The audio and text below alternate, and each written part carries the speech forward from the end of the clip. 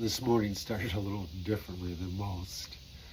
I had an early appointment in town with my healthcare provider. I'm not going to mention her name because she's pretty popular around here, but I will tell you this. She's one of those rare people in medicine who still sees the person before she sees the patient. She listens. She looks you in the eye. She spends time with you. And when you leave her office, you know you were heard. Of course, that's probably one of the reasons she stays so busy. A few days ago, I had stopped by her office twice to pick up some orders, blood work, and both times the waiting room was packed. I remember standing there thinking, how does she ever even have an evening? Her last patient may not leave until close to 6, maybe later.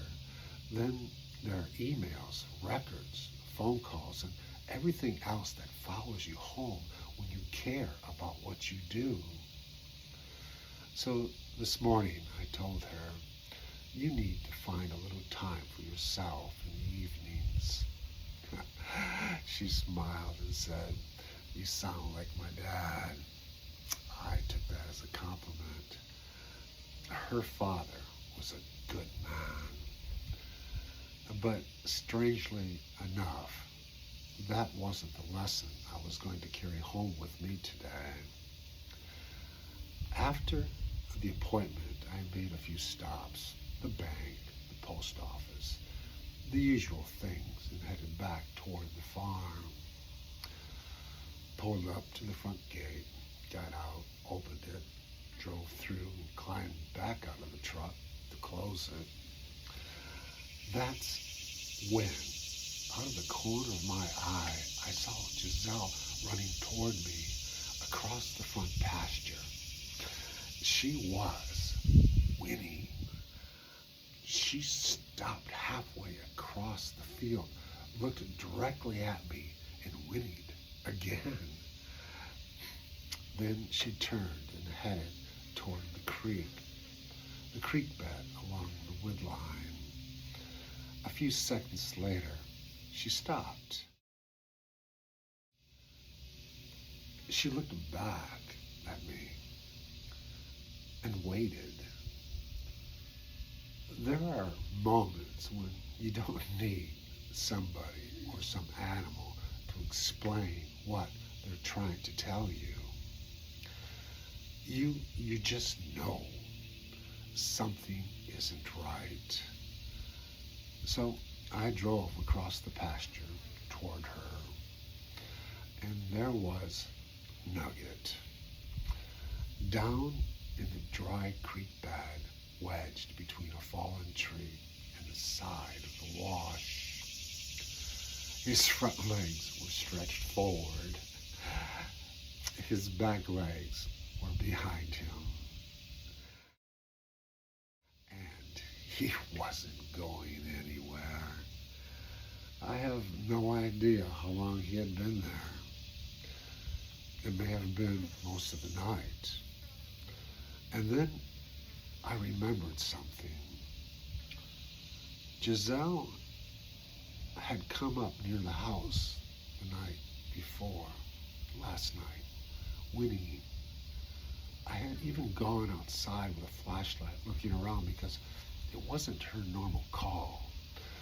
It was one of those sounds that tells you something isn't right, but I couldn't find anything. Eventually, I brushed it off. This morning, she wasn't going to let me brush it off again. She came and got me. I went back for a chainsaw and whatever else I needed. I returned to the creek and started cutting Nugget free. And Nugget, he offered absolutely no assistance whatsoever. He mostly stood there looking about as pathetic as a horse can possibly look. leaning against the side of that wash as though this entire rescue operation had somehow become my responsibility, which I suppose it had. A few cuts later, the tree was out of the way. Nugget stepped forward, and off he went. No thank you. No standing ovation.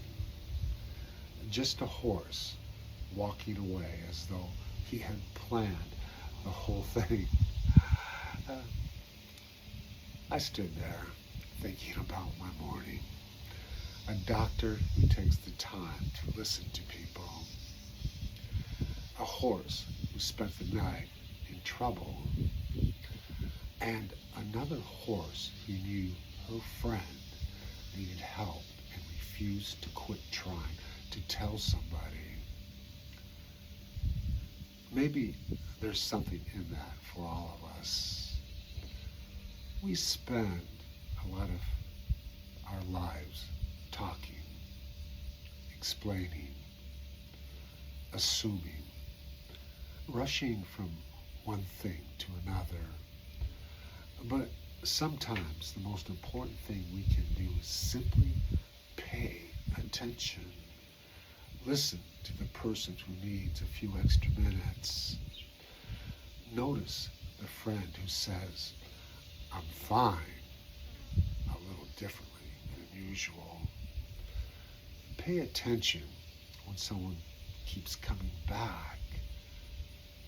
And yes, sometimes listen when a horse stands in the middle of a pasture and tells you as plainly as she knows how, "Come with me.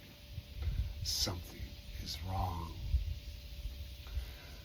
There's a lot being said around us every day that never comes through words. Sometimes kindness is simply noticing. Sometimes love is taking the time to listen. And every once in a while, listening might just save someone, or in this case, one very ungrateful old horse named Nugget. And I'll take that. Thanks for stopping by.